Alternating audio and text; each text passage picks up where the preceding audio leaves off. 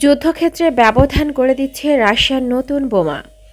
যুদ্ধক্ষেত্রে ইউক্রেন বাহিনীর প্রতিরক্ষা সিস্টেম তছনছ করে দিচ্ছে রাশিয়ার একটি বোমা। আকাশ থেকে নিক্ষেপ করা এই বোমা যুদ্ধে রাশিয়াকে অনেকটা সুবিধাজনক অবস্থানে নিয়ে এসেছে। বোমাটি আসলে সোভিয়েত আমলের নতুন প্রযুক্তির মিশেলে এটি এখন দূরের লক্ষ্যবস্তুতে আঘাত হানতে পারে। এটি এতই শক্তিশালী যে আঘাত হানার পর মাটিতে 15 মিটার চওড়া গর্ত সৃষ্টি হচ্ছে। বোমাটির নাম FAB-1500। এই ওজনের প্রায় অর্ধেকই শক্তিশালী বিস্ফোরক। বোমাটি যুদ্ধ বিমানে বহন করে 60 থেকে 70 কিলোমিটার দূর থেকে ছোড়া হয়। এই দূরত্ব ইউক্রেনের অনেক আকাশ প্রতিরক্ষা ব্যবস্থার আওতার বাইরে। কোনো এলাকা দখলের চেষ্টার আগে সেখানে FAB-1500 এর ব্যবহার করে ব্যাপক ধ্বংসযজ্ঞ চালাচ্ছে রাশিয়া।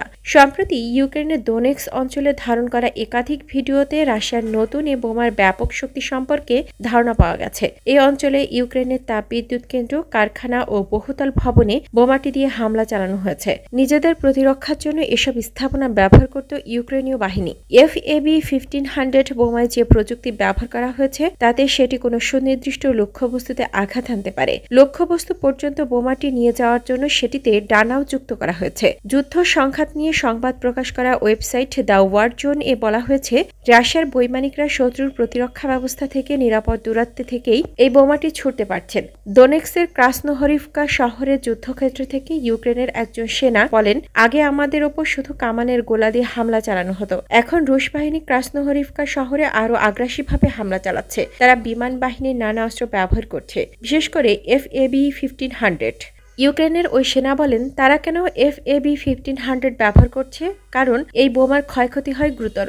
আপনি যদি এর কবল থেকে বেঁচেও যান তবে নিশ্চিতভাবে গুরুতর আহত হতে হবে। এটা আমাদের সেনা সদস্যদের মনোবলের উপর বড় প্রভাব ফেলছে। যদিও তারা এই বোমা হামলা ঝুঁকির সঙ্গে নিজেদের অনেকটা মানিয়ে নিয়েছেন, তারপরেও এটা নরকের মতো। দোনেক্স অঞ্চলে রুশ বাহিনীর হামলার গুরুত্বপূর্ণ একটি উপকরণ হয়ে উঠেছে FAB-1500 বোমা। গত ফেব্রুয়ারিতে এ অঞ্চলের আফদিভকা শহর দখল করেন রুশ সেনারা। এই শহরে ইউক্রেনের প্রতিরক্ষা ব্যবস্থা গুড়িয়ে দিতে বোমাটি ব্যবহার করা হয়েছিল।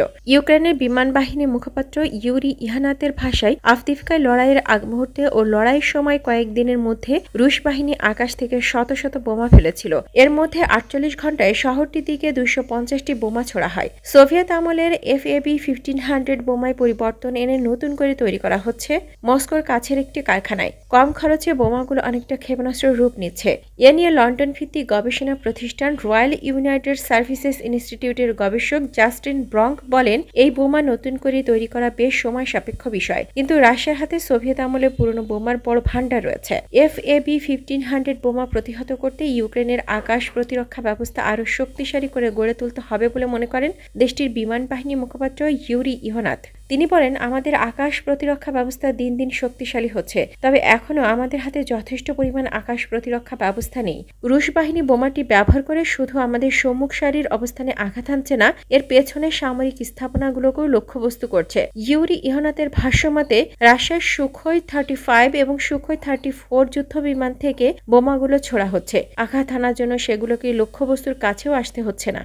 যদি ইউক্রেনের হাতে আরও দূরপাল্লার আকাশ প্রতিরক্ষা ব্যবস্থা থাকত তাহলে যুদ্ধের সম্মুখ সারির কাছে আসার আগে যুদ্ধ বিমানগুলোকে ধ্বংস করা যেত। ইউক্রেন যুদ্ধ শুরুর আগে রাশিয়ার বিমান বাহিনীর ভূমিকা অনেকটা সীমিত ছিল, তবে FAB-1500 বোমার কারণে তারা এখন অনেক তৎপর হয়েছে বলে মনে করেন গবেষক জাস্টিন ব্রঙ্ক। তিনি বলেন, ইউক্রেনের হাতে থাকা প্যাট্রিয়ট আকাশ প্রতিরক্ষা ব্যবস্থারই কেবল এসব বোমা ঠেকানোর সক্ষমতা রয়েছে, তবে যুক্তরাষ্ট্রের তৈরি এই প্রতিরক্ষা ব্যবস্থা খুবই কম সংখ্যক রয়েছে ইউক্রেনের হাতে। এদিকে মার্কিন কংগ্রেসের বাধার কারণে ইউক্রেনকে নতুন করে সামরিক সহায়তা দিতে বিলম্ব হচ্ছে, ফলে কিয়েভের হাতে প্যাট্রিয়ট ব্যবহৃত ক্ষেপণাস্ত্রের মজুতও কমে এসেছে।